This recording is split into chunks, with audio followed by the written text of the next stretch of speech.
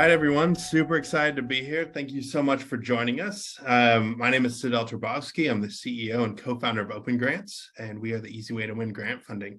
Super excited. Today we're going to do a deep dive on some of the really exciting funding opportunities from the California Energy Commission. We're going to learn a bit about the Energy Commission, who they are, what it's like to work with them, and what kind of funding opportunities are out there for entrepreneurs in this space. But first, little housekeeping. We are, for everyone's safety and security, we are using the Q&A only. So if you have questions, please do use that format to reach out and submit questions to us. We will start with just kind of an overview and a chat about the Energy Commission, funding opportunities, and that kind of thing. And then we will move into a Q&A period in kind of like the final 15 minutes of today's webinar. And if there is a lot of discussion, of course, we're happy to break early and dive into that. But as I mentioned, my name is Sedale Turbovsky. I'm the founder and CEO of OpenGrants. We're the easy way to win grant funding. And with us today, super excited to introduce Erik Stokes. He's the Deputy Director, Energy Research and Development at the California Energy Commission. Erik, thank you so much for being here, and we would love to hear a little bit just about your background, who you are, and what you do.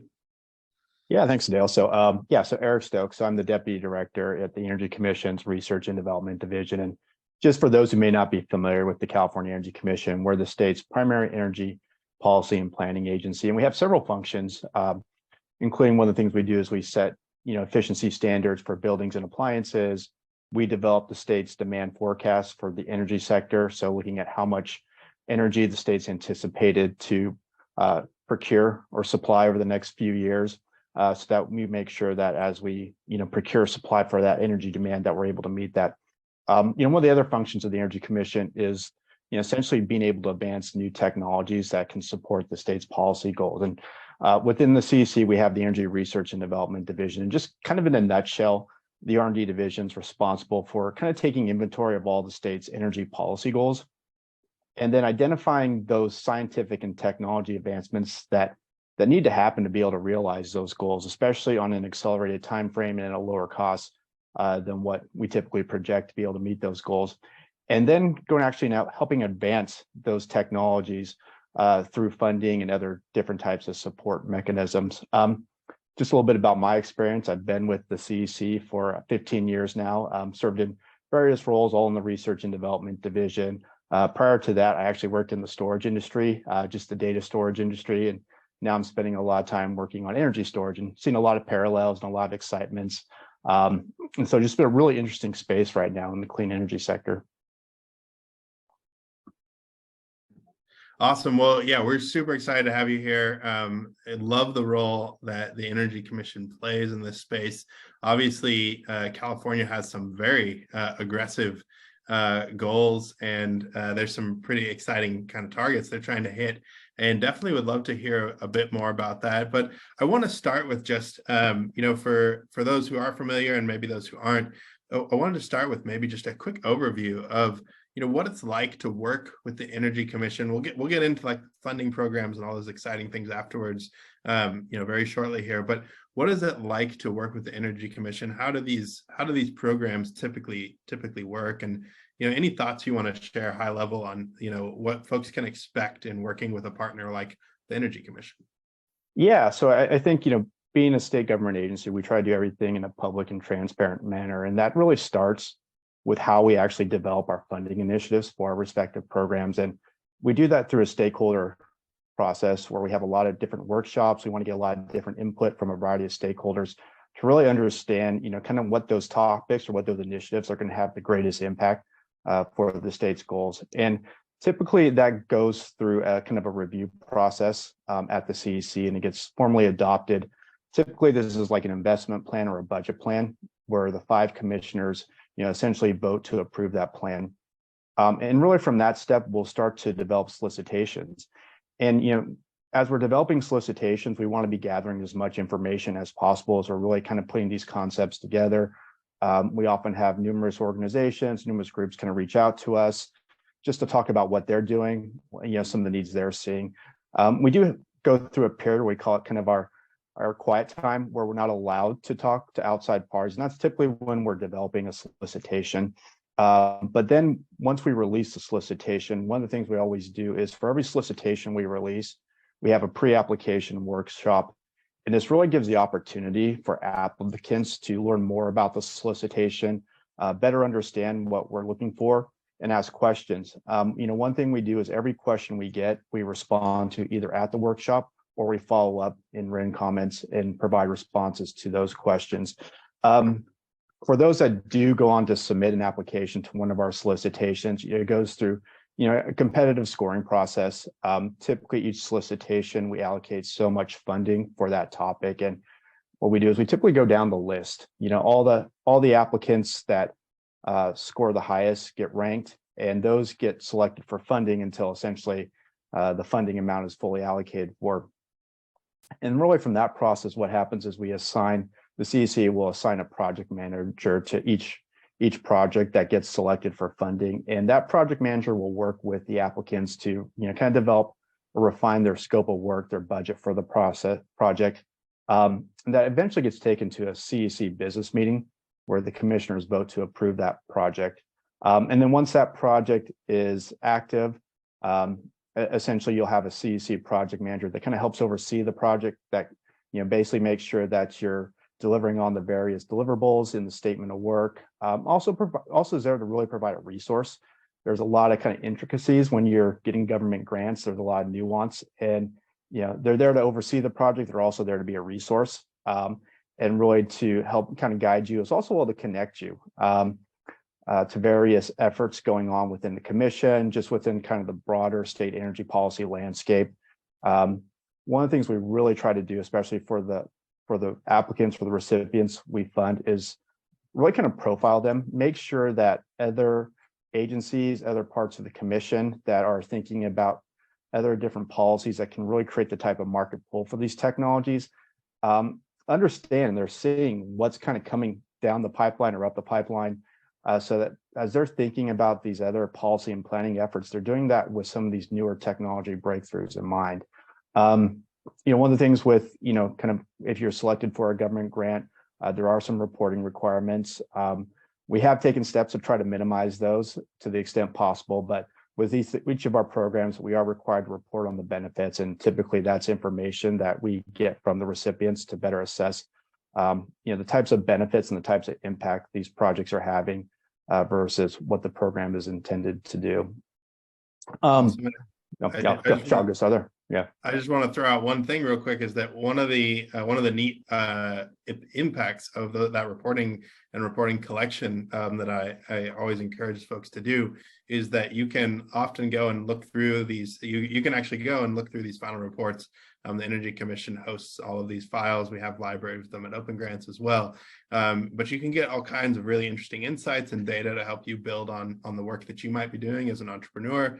Also a great way to gain insights into maybe some technology that you might be able to use or develop or incrementally move along, or maybe exponentially move along. And just want to throw out there that, also as Erik mentioned, it's an incredibly collaborative process, certainly. Ideally, and the Energy Commission does a great job of being there to collaborate and be a partner, instead of just sort of this like shadowy funder of things that you don't ever talk to. Yeah, and typically how we look at it, we want to be good stewards of public funding, but ultimately the success of our recipients, our performers, is ultimately going to be our success. And so we do try to help ensure that they're successful both in the project and then after the project, as they're really kind of moving towards commercialization. Yeah, 100%. Well, that was awesome. I appreciate the overview, and I just wanted to throw that out there. If you had some additional lenses or cuts you wanted to take at it, that's fine. But I did want to kind of highlight that point because I think it's super important, because often we find entrepreneurs and other folks who haven't done a lot of work with government, maybe don't have the best experience with government. Like a lot of us, if you don't spend a lot of time in this space, your experience might just be the DMV, which to their credit, they've gotten a lot better, but like it's, it's not always the best. So, or, it's the DMV and paying taxes, and that's about the end of it. And so working with a government partner in this environment where you're researching new technologies and, you are also participants in taking public money and putting it to work, which is something that, I think, folks should take very seriously. You're leveraging, the public's dollars to make something really cool happen. And so you have this incredible opportunity to collaborate in those kind of, I think you had a specific like pre-application meetings, right? Where you have an opportunity to come and participate, submit comments. I think at this point, I'm sure there's like a digital or like other online participation format, or is it in person? That's a question I have for you. Yeah, so we have transitioned to doing these pre-application workshops through Zoom, and it's been, a really important tool. We've always had kind of the hybrid option. People could participate in person. They could also participate remotely, but we've gone almost exclusively to virtual. One of the benefits, in addition to learning about the solicitation, we found over the years is it's also a good opportunity for different organizations to kind of network with each other and really be thinking about teaming partnerships on proposals. A lot of our solicitations really put a lot of stock in various partnerships, especially as we're kind of moving out of the lab and really projects that are more intended to be demonstrations and early deployment. There's a lot of benefits to having these different partnerships. It's a little trickier to do with the virtual format than we used to have these in person, so to really try to form those partnerships. But we have some other tools that I can talk about a little bit later to help facilitate that. Awesome. Yeah, let's definitely talk about that. I do, I remember when we were doing a lot of Energy Commission work, we would just be there at these meetings.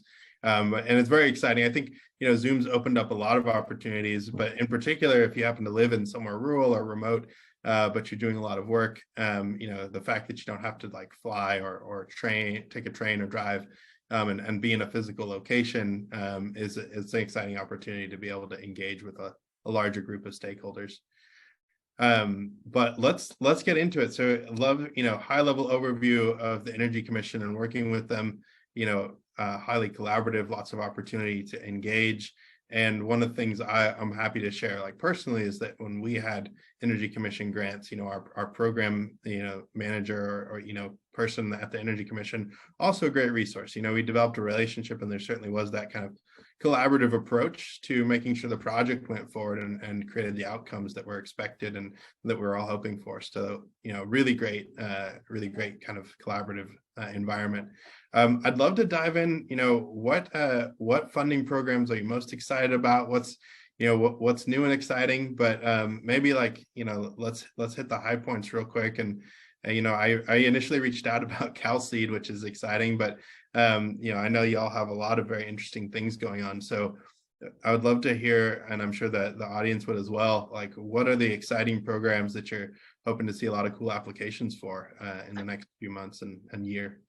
Yeah, and maybe I'll just take a step back. So in the R&D division, we don't have like a dedicated funding source for R&D activities. Our funding actually kind of gets cobbled together from various funding programs. Typically, our baseline budget comes from a surcharge on electric and gas bills. And the reason I kind of bring this up is each kind of funding source of each program has some specific requirements around what those programs must do. So in the case of our baseline funding, which is the EPIC program, and then there's a gas R&D program, one of the criteria with these programs is they have to return benefits to investor-owned utility ratepayers. So one thing you'll see with these programs is like, especially around demonstrations, if we're going to do a demonstration, it has to be in the service of an investor-owned utility, such as a PG&E or a Southern California Edison. In addition to those two programs, and like I said, the baseline budget for those two programs is about $160 to $170 million per year. But I think what's exciting is this last summer with the budget surplus, the legislature and the governor approved a set of new programs in the climate space to really fill some gaps we've been seeing kind of within the R&D landscape. Just some technology topics we hadn't been able to fund, just given some of the limitations of kind of these requirements around investor-owned utility ratepayer benefits. One of the, a couple of key themes really emerged from these new programs that the legislature approved. One is federal funding. there's this kind of once in a lifetime opportunity with all the federal funding that's coming out with the IIJA and the IRA. And, we're looking at ways as we implement these programs to really be able to leverage as much of that funding to California. The other theme is really around reliability. It's always been a big issue the past couple summers. And so there's a big focus in these programs around reliability. And I'll just give a couple of examples. One of the new programs that got approved this last summer is our long duration energy storage program. So, right now we're projecting just record setting rates for installing energy storage. And we're currently relying on one technology in lithium ion batteries. And it's a great technology, but there's a lot of limitations with lithium ion technology, especially as we start to scale up to some of these longer duration energy storage durations, such as 8-10 hours and even longer. And so lithium technology just isn't well suited for that. And so this program really was put in place to help really establish the bankability of some of these non-lithium technologies, different flow batteries, thermal batteries, different chemistries such as zinc, iron air, that really overcome a lot of the limitations of lithium ion technology. And so these are large award sizes, $30 million that we're anticipating out of this program. And to really try to advance this kind of technology forward. We've had a lot of history doing smaller sizes with non-lithium battery storage technologies, typically around the 1 megawatt rated size, but there really needs to be kind of a jump in size and scale for these technologies to be able to demonstrate that they're ready to contribute towards some of the reliability goals. Another program we're pretty excited about is this new industrial decarb and grid flexibility program. So the industrial sector, it's one of the most challenging sectors to decarbonize. In addition, there's some real opportunities for the industrial sector to support grid reliability. And so this is another program that's specifically intended to help really advance technologies that can, accomplish those objectives. Doesn't have to accomplish both, but, accomplish one or two of those objectives. So, we're looking at, various types of solar thermal CHP, looking at different communication and control technologies that can allow industrial facilities to be able to participate in various, demand response programs or other types of load flexibility applications. Well, will you be, I have two questions about these programs, and I think they're pretty relevant to the audience as well. As one, do you expect when you see these programs move forward, do you expect to see folks bringing like additional federal money to the table? Like, so the DOE has their virtual power plants program that they're rolling out. Like, is there an opportunity too? I guess my real question is, can you like stack money together for these projects? Is that something you like to see? Yeah, definitely. And I'll just kind of maybe flip that too. I think one of the opportunities we see is to be able to use funding from these programs to help applicants meet the cost share requirements for DOE solicitation. So I think DOE solicitations typically require about a 25% or 50% cost share, which is pretty steep. And so, we've actually had this up and running for several years now, but we have a process or a program we call it federal cost share, where applicants can submit a short application to us. It's about 10 pages. It goes through a review process, and if it's kind of a go, no go. And if it's a go, what we do is we provide a letter of cost share commitment. So applicants can include that in their application to the DOE. And if they're successful in their DOE application, we agree to contribute, X million dollars towards their cost share requirements.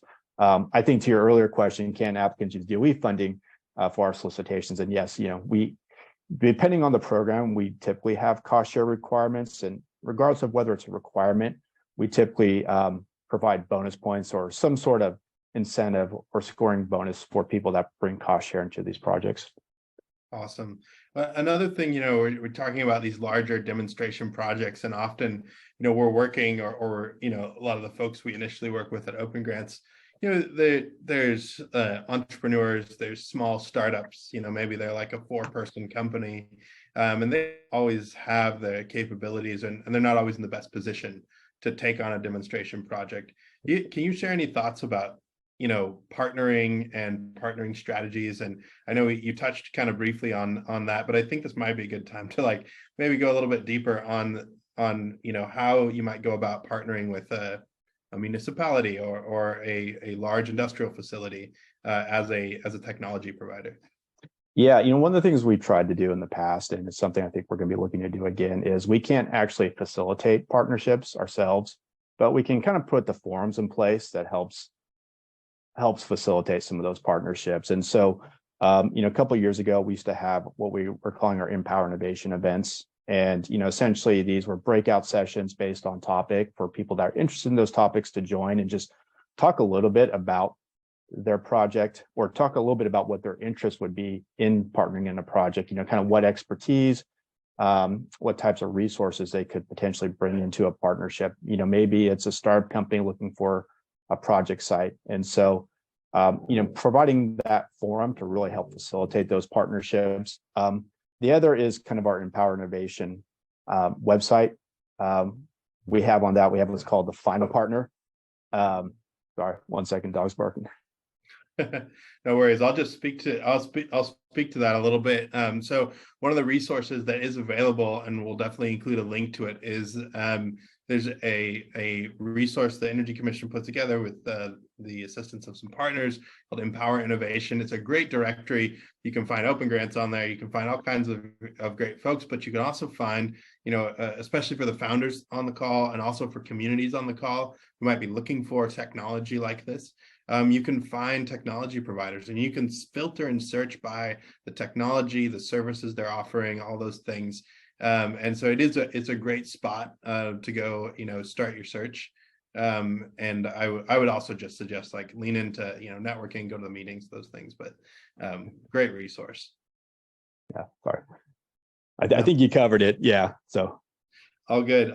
Well, yeah. So there's these programs out there. I think, one of the questions that we get a lot is, what are you looking for? I think a great and useful piece of communication is just a candid kind of rundown of what makes folks successful when they're putting these projects together. Any kind of red flags, lessons learned that you can share about, what the difference is between winning an Energy Commission grant and being unsuccessful. Yeah, a couple of things is, we're always looking for what problem is this technology or is this project really trying to solve, and then what's the impact if successful. I can just tell you, I haven't done this in a while, been on the kind of the project review side or proposal review side, but we get a lot of details about the project, but going back to a line I think our colleagues at RPE use, it's if it works, will it matter? And we kind of apply a general lens. I think a lot of the scoring criteria we have in our solicitations are really trying to get after those questions. What's the real breakthrough? What's the advancement? And then what's the impact of that advancement if it's successful? It very much depends solicitation by solicitation. They each kind of have their own little mini programs and have their own specific objectives that they're trying to accomplish. But we're really looking at those two criteria. And then some of the other criteria get a little more administrative. One of the things is the state funding. So obviously there's an emphasis on keeping as much of that state funding in California. So there's kind of a ladder-based system. So the more funds you spend from the grant in California, the higher score you get for that core category. And then, one of the state's policy priorities is around energy equity. And so a lot of these solicitations will have an emphasis on equity. And, there's requirements we have that so much of our funding goes to under-resourced communities. But one of the things we're also looking at in these solicitations is what type of engagement did the applicant or did the technology developer or the project developer do with these communities? One of the messages that's been communicated to us from some of these communities over the years is that sometimes they feel like an afterthought, like the project's already been developed, and then they're just trying to find a place to do it. Where what the communities really they want to be involved, they want to be engaged in really shaping that project. And so our solicitations and some of the criteria really try to assess whether there was that meaningful engagement between the technology and the project developer and the community. Awesome. No, I love that you brought that up. That's one of the things that I think the Energy Commission does a great job on is highlighting and pushing that narrative forward within your solicitation requirements. And I would love to hear a little bit more maybe on just when y'all think about and you're looking at applications, I know that in each application is different and there's different requirements, but are there any things that stand out in terms of, are you looking for at this stage, is it better to come with a partner, come alone? Does it not really matter? What are there preferences there? Yeah, and that's really kind of depend on the solicitation, maybe the stage of the solicitation. So let's just take CalSEED, for example. You brought it up. At this stage, we're not expecting an applicant to come with a partner. These are mostly startup companies. It's really kind of that proof of concept funding. But as we start moving, kind of further down in the maturity stages and getting into demonstrations, we do want to see either partners or letters of support from either industry partners that can help really scale the technology, partners from the local community, showing their support for the projects. One thing is, one of our programs, Bridge, one of the things we really look for is that commercial validation. Does the private sector see potential in the technology? And so one of the requirements with Bridge is there has to be an investor partner with that program. Awesome. No, these are great. And I always encourage people, and obviously this is important, just like, and Erik alluded to this earlier, but there are, literally rubrics and like a scoring criteria for these solicitations. And so you can, read through the requirements and act accordingly. Another question that I want to throw out there is just on the time frame, like logistically, how does this work? I think one of the things that turns people off from the space from time to time is the length of time that it can take to get a grant. I would love to hear you just like high level, what's the time frame look like? What, application process logistically? Do we do it online? Do we ship in paper? What does it look like? Yeah, so everything's done online with one exception, and it's this weird state government rule that there's grants and then there's contracts. Contracts are more when the Energy Commission's trying to procure internal support services. Those still have to be submitted in person, but 95, if not more percent, what we do in the commission is grants, and that is all submitted online. Typically the timeline from the time we release a solicitation to the time, I guess, say the project starts and funding's coming in can range. I would say ranges about 8 to 12 months. And it seems like a long time. Probably the biggest time is the time we give people once we release a solicitation to start to put their proposals together, which, depending on the specifics, can either be anywhere from 3 to 6 months. Obviously, the more complicated the projects we're hoping come from that solicitation are, the longer we tend to give people, especially if there's some issues around permitting that need to be resolved ahead of the project starting. Awesome. Yeah, and one thing I was just going to get back to earlier, Sedale, we talked a little bit about the pre-application workshop. One of the pieces of advice we try to give new applicants is, even if you're not applying for a solicitation, we always recommend maybe just tuning into one of the pre-application workshops, just to get a feel for the workshop, what types of questions are being asked, what type of information is being presented. So, for newcomers to the CEC, that's always kind of one of the first things we recommend. Yeah, and I do want to throw out there too, if you are looking for these application workshops, they are often in the RFPs themselves, but they're also CEC website is gone through some iterations over the last few years, and it's pretty quick and easy to jump on there and sign up and get the emails, get plugged into that calendar of events. So highly encourage you to check it out. They are a great partner in the space. Well, let's fast forward a little bit. So you've gone through the application process itself.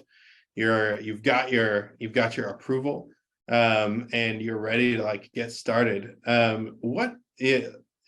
And I assume the reporting on the grants also varies, but what is the reporting burden? How does that whole thing work? Do you get the grant money up front typically? Is it on a reimbursement basis? Can you talk through a little bit of that?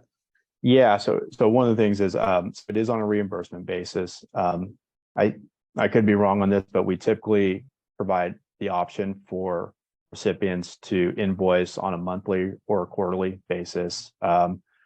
Typically, the reporting requirements is, and it's either a monthly or quarterly progress report that they submit to their project manager at the CEC. In addition, in the statement of work, there will be several kind of product deliverables that they're required to submit at various times. And so, those are some of the other reporting requirements, is being able to submit these deliverables. One of the things we do as far as reporting requirements is we really want to try to assess the benefits of these projects, and to the extent we can, to be able to quantify those benefits. Are they providing energy savings, grid reliability? And so we have some kind of spreadsheet calculations that we've developed based on, well-established methodologies that we require recipients to fill out at the start of the project and also at the end of the project as it gets towards completion. The other kind of reporting requirement is we have kind of our online database of projects, and a lot of the information that we're required to report for statutory purposes. We have a portal where once the project begins, the recipient gets access to that portal and they're able to go submit that information, and then it goes through kind of the internal approvals at the CEC, and then it gets posted to the website. So people that are interested in what we funded, more information on the project's contacts, can go to that website and get more information. Yeah, and it is, I kind of alluded to it earlier, incredible resource. Energy Commission's been funding, projects for quite some time now, and there's an incredible wealth of knowledge there that I think is really useful, especially for early stage companies that are trying to navigate this space. One of the questions we get a lot on the so we've done the project, we're reporting or what have you, and something happens and it just goes, we don't achieve the outcome. The technology is found to be not viable, or for some reason there's problems. How's that handled? Do you have to give the money back? What's the, I guess, higher level question is, what are the risks for companies working with the Energy Commission, and how can they best go about managing any of those, or do they exist? Yeah, so this is an R&D program or programs that we oversee. So we understand there's risks that sometimes these technologies just don't pan out, or there's just technical challenges that can't be overcome. There's a couple of tools we have to kind of manage these projects. One is what we call a critical project review. And so if we see the project maybe isn't progressing as we hope, milestones aren't being hit, or there's other issues, maybe there's permitting issues that come into play that really delay the project, we'll issue what we call a critical project review, which is basically just, where ourselves and the recipient kind of come together just to talk through the issues and to really try to see if we can find a path forward, and some action items to really try to get the project back on track.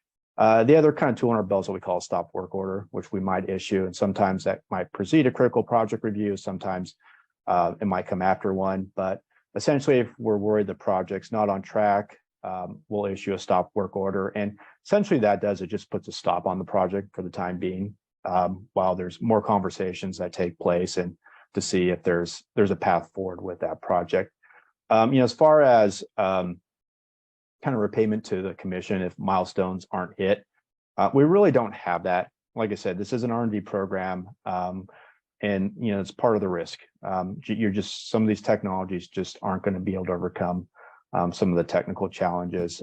Typically, where we see recipients owing back money is more around audit findings. If there's some audit issues, we have an internal auditor who will audit recipients from time to time. And if the audit's office discovers issues, they may determine that recipient needs to repay part of the grant back to the CEC. Yeah, and I'm glad you brought that up. So, and we've done other kind of deeper dives on sort of grant management. Yeah. But, I think the light takeaway here, and with the caveat that I'm not an attorney, and I don't believe Erik is either. No.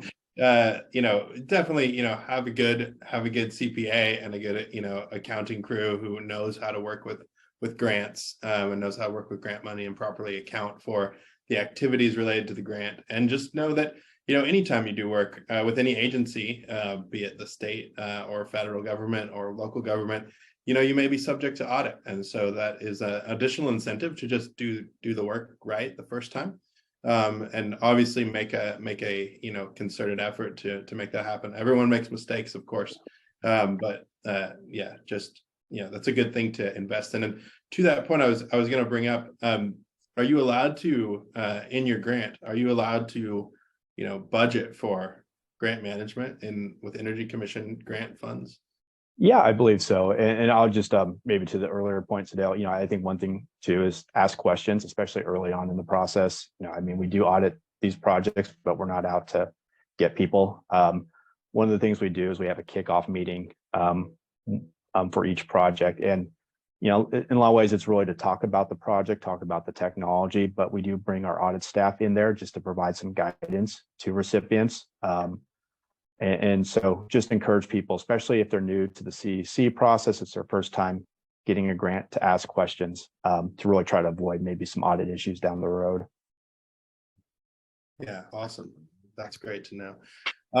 Well, let's dive in a bit more to, there's a variety of funding available, and how much, what does that investment look like over the next few years? I know that, and maybe you don't have these numbers off the top of your head, but I know that there's a significant amount of money that has been committed to this effort. I wondered if you could share high level, what that outlook looks like. How do these programs look like? What do these programs look like moving forward? Is this stuff that's coming back next year? Any thoughts on that?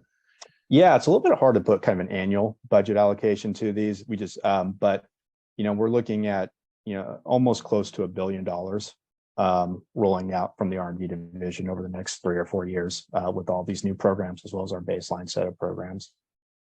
Awesome. Very cool. Well, this is an exciting opportunity for companies. Certainly, there's some cool questions in here in the Q&A that I want to jump into real quick. One of the first ones that I think is particularly interesting. We talk about this is a discussion about this R&D money that is available for R&D. How early of a stage is accepted do you like to see? Are we talking feasibility paper kind of stuff, or is it lab tested? What kind of TRL, if that's a term y'all use, do you like to see in these programs? Yeah, typically we like to see pre-prototype. So, typically a TRL 3 doesn't mean if you're at a TRL 2, you're excluded from any of our programs. But, we don't do basic science or research. We start really at kind of that applied science or research. But I would say, most of the companies that come into CalSEED are really at that TRL 3 or 4. And that's usually our earliest touch point for a lot of these technologies. Awesome. Great to know. And another question that comes up a lot, and would love to hear, because you touched on this briefly, but if you're a company that's located outside of California, do you have to be headquartered here? Do you need Nexus here to be eligible, or can you just apply regardless? Yeah, you don't have to be headquartered in California. And like I said, this is a little bit kind of program by program, it changes, but typically the one requirement across all the programs is that you be registered with the Secretary of State and in good standing. So if you haven't done so already, go to the California Secretary of State website and register. Awesome. And, I think as you mentioned, the nuances there in terms of scoring and what that looks like and preparing a good application are going to vary from program to program for sure. But yeah, you definitely can do things here. What are, we talked about the decision making that goes into awarding grants, and that's come up quite a lot in the questions. Is there a preference when it comes to cost share? Is there a preference to use let's see, what is this question fully? CEC cost share for the DOE. I think this is more going to be solicitation based, but how long does it take for the CEC to provide feedback on a grant application that you've submitted? Yeah, so I don't know if this is quite getting at the question they asked, but after we've had a solicitation and we've done the scoring and we've announced the results, applicants can request a debrief on their proposal. And you don't have to, you can be successful and request a debrief, or you can be unsuccessful. And just to get more information on where the scoring committee felt the proposal was strong, maybe some areas where they felt it wasn't quite as strong. And I think that's important feedback, especially for applicants if they're thinking about applying again to future funding opportunities through the CEC. Yeah, and to like follow on to that, does it hurt your opportunities? Like, say you've applied and you haven't, you didn't make it the first time. Is there any kind of stigma there, or is it you just get better and apply again?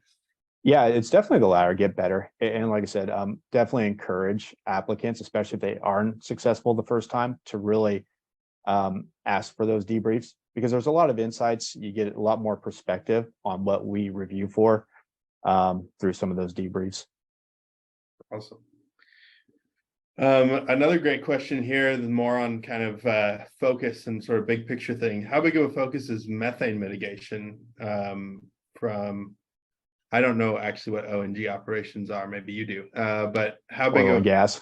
Yeah. Oh yeah, that makes sense. How big of a focus is methane mitigation from oil and gas operations for CEC funding? Yeah, it's been a focus, and I'd say less from oil and gas. Well, let me think. It's been a focus of our gas R&D program. Obviously, there's been some high profile leakage issues from the natural gas infrastructure. And so we've had a lot of R&D projects over the years to really try to address some of those challenges, looking at better detection through better sensing, looking at ways to seal the pipelines, or not seal the pipelines, but be able to better kind of fix the pipelines through less invasive measures. The other thing is there's been a real focus on kind of what we call the strategic decommissioning, looking at the parts of the natural gas infrastructure that can be pruned, where we anticipate those areas going electric. Awesome, that's great. Another question on the eligibility that comes up a lot. What about foreign companies? So Canada, outside of the United States, are they eligible for CEC funding in these programs? I believe they are, but I think the same requirements. They have to be registered with the California Secretary of State. Great, awesome. Very cool. Let's see, what else do we have in here?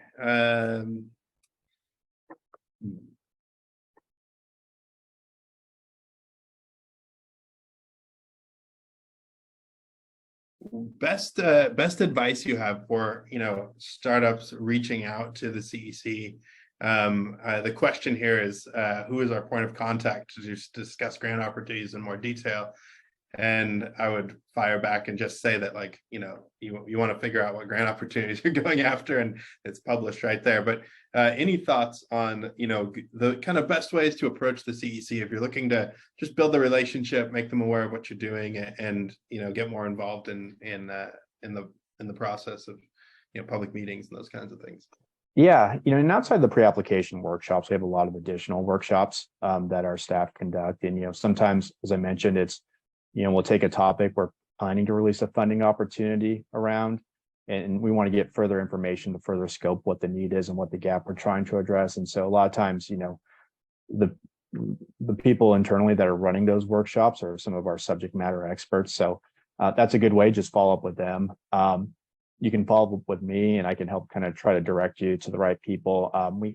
We are just scaling up an engagement and outreach unit. And so we can share kind of some of the contact people, and that's a good way to kind of a starting point, and they can help direct you to who the right people are in the organization.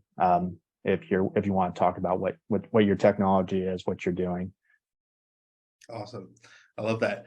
Yeah, and I'll just throw out there that, a lot of the information. So if you hop over to the CEC website and you just look at the programs that are out, there's contact information all over. And folks are fairly responsive. I think they pretty much tire of hearing from me, but I send emails all the time asking for different things, like all of the applications for a certain project that went in, that kind of stuff. But yeah, fairly like straightforward to work with them. And to your credit, Erik, you and your team have done a great job of being accessible to folks. So thank you. Any advice, like high level advice for energy startups that are doing software? So the specific question here is energy decision making software, but there's certainly there seems to be more of a hardware focus in the space. But what are the Energy Commission's thoughts on software? Is there a desire to see more of it, less of it? Like, thoughts on that space? Yeah, I mean, it's a little hard to speak for the broader commission. I think different divisions are seeing obviously more opportunities and more needs for software and some of the benefits it can provide. Just within the R&D space, our focus is typically on the hard tech side, and kind of the reason for that is just kind of that's where historically we've seen the need for government funding is on the hard tech side, just given how long it takes new hardware solutions to reach to the market and some of the challenges with getting private sector investment. That being said, I think there are some applications we're seeing around software, and some of the, it's more of an integration, better ways to, optimize different behind the meter resources to be able to provide grid flexibility. There's definitely a lot of interest around software applications and kind of that sensing and thinking about ways to conserve energy better, and conserve other resources such as water.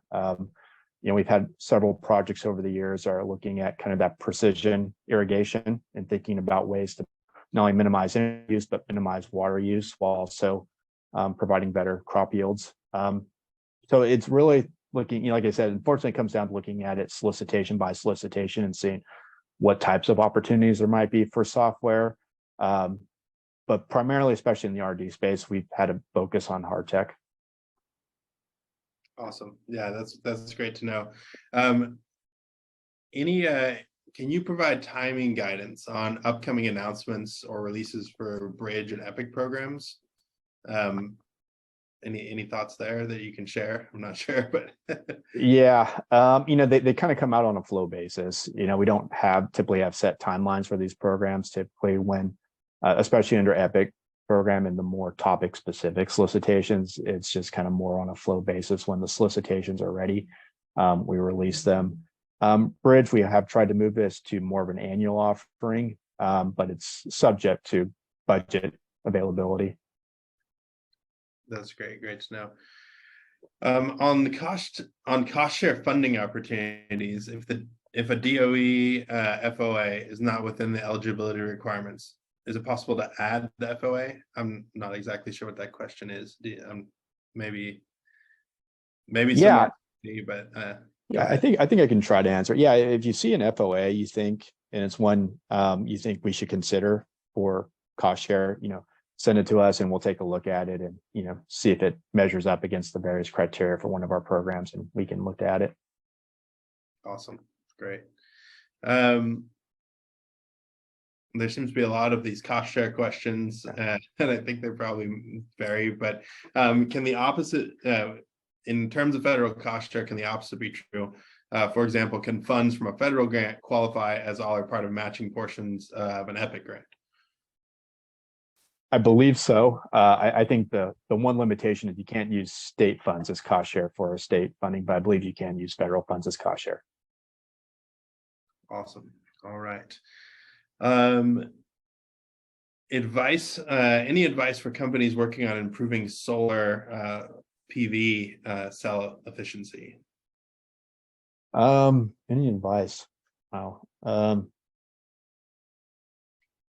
Nothing specifically that comes to mind. I think one thing is obviously the CEC, along with the California Public Utilities Commission, a couple of years ago put out it was called the SB 100 plan. And for those not familiar, SB 100 basically puts California on track to decarbonize our electricity sector by 2045. And really the build out we're going to need for solar is each year is pretty substantial. We're going to be setting over the next several years record levels of solar installations to be able to meet those goals. And so, there's some real challenges to that, especially on the land use, permitting, interconnection.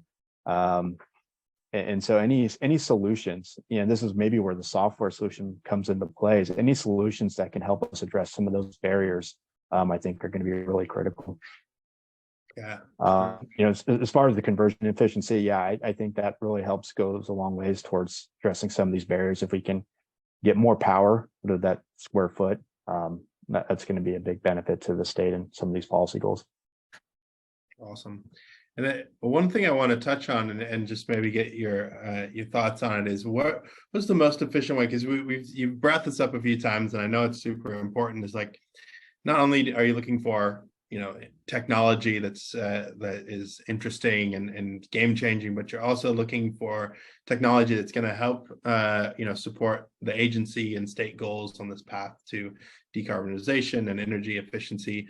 What's the best way for founders and for folks who are looking to engage with you to understand what those goals are? Like, is there a place they should go to read something, like, or should they just talk to you? What's the best way to get a good overview of what those goals look like, what that landscape is? Yeah, there's a couple different resources. At least on the CEC website, we talk a lot about what those statutory policy goals are. The other resource is, for our EPIC program, we develop an investment plan. And we really do frame our R&D initiatives around those policy goals. And there's, quite a bit of information on what those goals are and how we see that connection between the R&D initiatives that we're proposing. So it's not a short read; it's a pretty long document, but there's a lot of information that can kind of help bring you up to speed on what those policies are. And that's we can include a link to it so that y'all can read it. Great advice. Another kind of very specific question. Last year's RAMP briefing talked about a second tranche in 2023. This person is asking, is a July application for a November 2023 start expected? I believe so. Yeah. I mean, it's going to be a little bit dependent on how many proposals we get for a RAMP. But yeah, I would expect a November would be for the July deadline, would be probably about the right time frame. Awesome. All right. Feel free, folks, drop in any other questions. We'll try to get through some more of these here. One of the things that I think is interesting is the opportunity to do demonstrations with your community, bringing together multiple stakeholders and getting out there.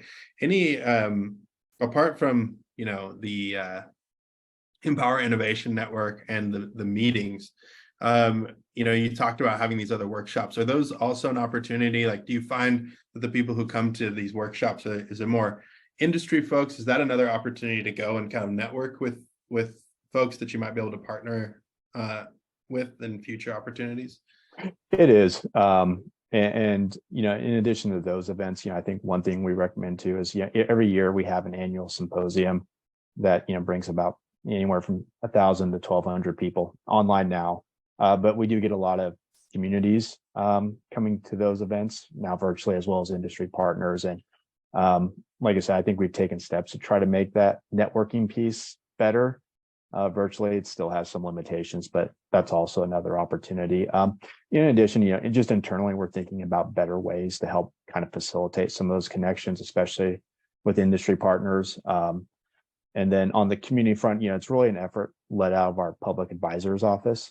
They're very, very close to the communities. At least they're kind of I think they get a lot of information from the communities, and sometimes they can be a resource for the various communities, as well as for companies that are interested on how to partner with those communities. Awesome. No, that's a great point. Actually, can you touch on the public advisor's office just a little bit more, because I do think that's a resource that honestly I'm sure a lot of people don't even know exists, or in particular on this call, maybe. Yeah. So one of the branches of the commission is called the public advisors, and they've actually expanded their role. They're really the voice of the public, and I think kind of this new expanded role has a lot more emphasis on really trying to bring communities into the clean energy policy discussions, and be a resource for them, specifically kind of those under-resourced communities. One of the key functions is the tribal liaison, who really meets regularly with the tribes, to a certain degree to kind of develop trust with these tribes. And so they're just another resource within the CEC. Awesome. No, and I highly recommend, there's as Erik mentioned, there's a lot of different, obviously a lot of different people doing different jobs in the public. That resource office is an incredible liaison and conduit, both to the Energy Commission as well as to the network of folks who might be interested in the space. There's one specific question here that I'll throw your way, and then I would love to ask you two questions and I'm throwing them at you now so you can think about it a little bit. One is, if you had to like highlight one startup or technology that you've seen come through the program, like that's your favorite, that you're super excited about, love to hear about that. And then any calls to action you have for the audience. I want to say thank you to everyone. We're about 5 minutes out from closing up this session, but it's been great to have you all here. Hopefully this has been useful for you all. There will certainly be a recording afterwards and send out an email with links and such. But one last question here.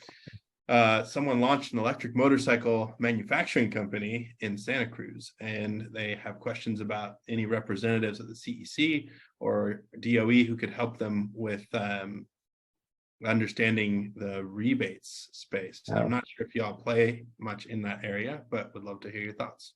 Yeah, and it depends on the specific rebates. And one organization within the state government I forgot to mention outside the CEC is GoBiz. It's the Governor's Office of Business and Economic Development, and I think they're a great resource for understanding the various incentives. Not just rebates, but tax incentives, especially for those companies looking to expand manufacturing in California. Awesome, GoBiz. Yeah, and then did I answer the earlier? A company that's come through the pipeline. I think one, I wouldn't call it a favorite, but it's one that's gotten a lot of attention this last year is Gradient Comfort. They started off in our cyclotron road program, went through bridge, ramp. They're developing this kind of cool looking electric heat pump. They were featured or mentioned in Time Magazine's best inventions of 2022. And last year they won a big contract with New York to install their heat pumps. For those who haven't seen it, it's a pretty cool looking. Looks like the iPhone of heat pumps. It's a pretty slick looking device.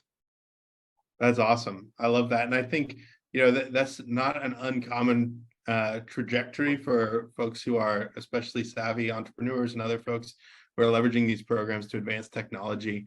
And I love that you brought that up, because it's not an uncommon pathway. And I could name a few other incredible companies that have moved through, doing early demonstration, feasibility, research, and then larger scale demonstrations, and then contracts. And the government and Energy Commission in this particular case, incredible partners in leveraging non-dilutive capital to help you de-risk, develop technologies, and then get them into the hands of, in particular, if you're doing something in the energy space, you're working with utilities, you're working with governments. These are folks that are not always easy to approach, and they are risk adverse.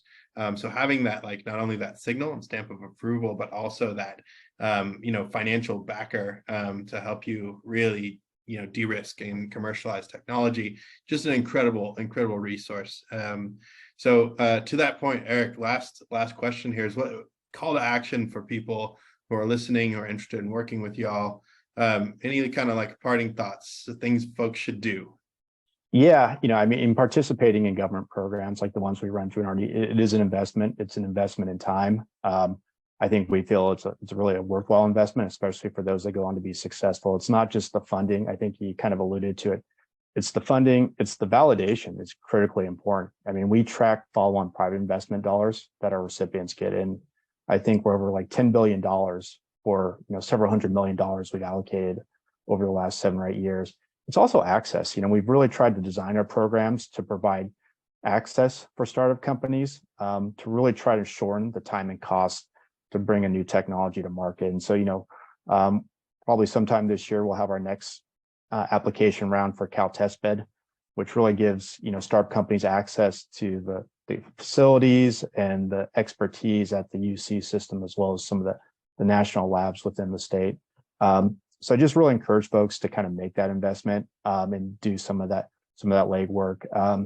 Like you said, Empower Innovations, it's a great resource. We try to curate the funding opportunities better than on our website. We even send out push notifications on funding opportunities around specific topics. We do have the listserv on the CEC website. It's called Opportunity. It's a little bit the fire hose method of information. You get all the funding opportunities that come out of the CEC, and so it's a little bit hard to kind of sort through. But like I said, I think it's a worthwhile investment. Just as Sedale mentioned, it's the non-dilutive funding, and it's also these other benefits that come with that. Awesome. Well, thank you all. Erik, thank you so much for your time. Really appreciate you coming on. Love the work that y'all are doing, of course. And to everyone on the call in the last minute here, we'll send out an email. It'll have links to all of the agencies, resources mentioned. We will be putting this up on YouTube as well, as a video that y'all can review and re-listen to. So thank you all for being here. If we didn't get to your questions, apologies. We're on a bit of a time schedule, and we will certainly follow up individually. If there's any burning questions as well, feel free to reach out. And I'll also be following up with Erik after this, and whatever contact info he wants to forward on to y'all, we'll include that in the follow-up. So thank you all for being here. Really appreciate it, and we'll see you next month.